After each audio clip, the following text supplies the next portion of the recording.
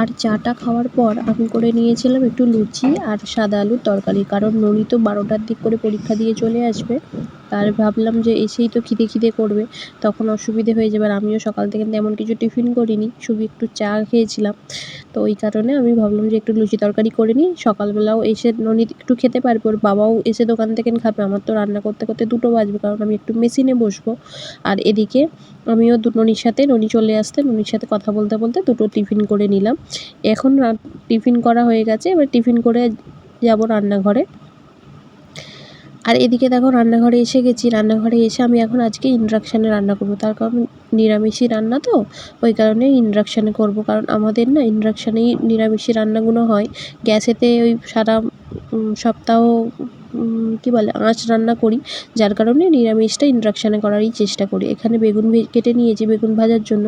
আজকে হবে ডালিয়া আর খিচুড়ি দুপুরবেলা না ময়দাটা সবসময় সপ্তাহে 3 দিন করে নিরামিষ খাওয়া হচ্ছে, দুপুরবেলা ময়দাটা খেতে একটু কষ্টই হচ্ছে সবার। তাই আজকে সবাই ঠিক করেছে যে আজকে দুপুরবেলা ডালিয়া আর খিচুড়ি খাবে, কারণ ময়দাটা তাহলে সে রাত্রেবেলা খেলে কষ্ট হবে না।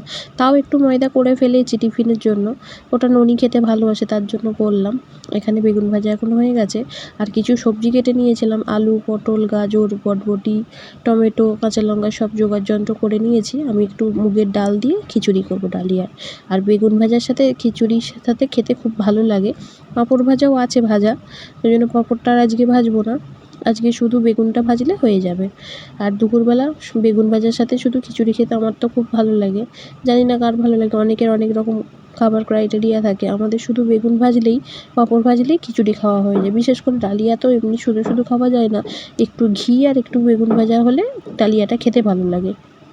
অন্য সময় খিচুড়ির সাথে বাঁধাকপি দরকার হয়, কিন্তু ডালিয়া খিচুড়ির সাথে বাঁধাকপিটা লাগে না। এখানে আমি এখন ডালিয়া আর মুগের ডালটা একসাথে ভালো করে ধুয়ে এখন দিয়ে দিলাম। আর এটাকে হালকা একটু লঙ্কা গুঁড়ো, হলুদ গুঁড়ো, নুন, ব্যাস আর কিছু দেবো না।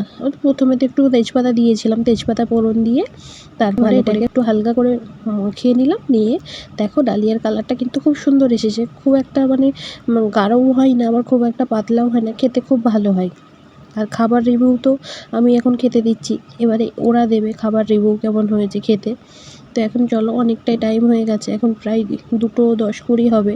এখন চলে এসছে দোকান থেকে নামার বর। আর এখন রান্না করে এবার আমি ওদেরকে সবাইকে খাবারগুলো বেড়ে দিচ্ছি। আর আজকে দুপুরবেলা নিরামিষ, যেহেতু মৌসুমি বললো দিদি তোমার কাছে খাবো, তো ওই জন্য ও আজকে খেতে এসছে দেখো ওদের। আর এখানে ওদের এত জোর খিদে পেয়েছে, এত গরম খাবার, আর আজকে এত জোর বৃষ্টিটাও এসেছে না ঠিক টাইমে, যে কি বলবো জানো তো।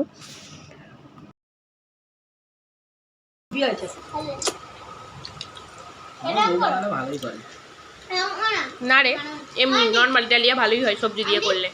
আর এখানে খিচুড়িটা কেমন হয়েছে তার রিভিউ তো মৌসুমি নিজে দিয়েই দিল, আমার বড় বলল। তো একটা রান্না করার পর যখন ভালো হয়েছে বলো না, তখন সত্যি খুব ভালো লাগে। তো চলো আগে খাওয়া দাওয়া করে নিই।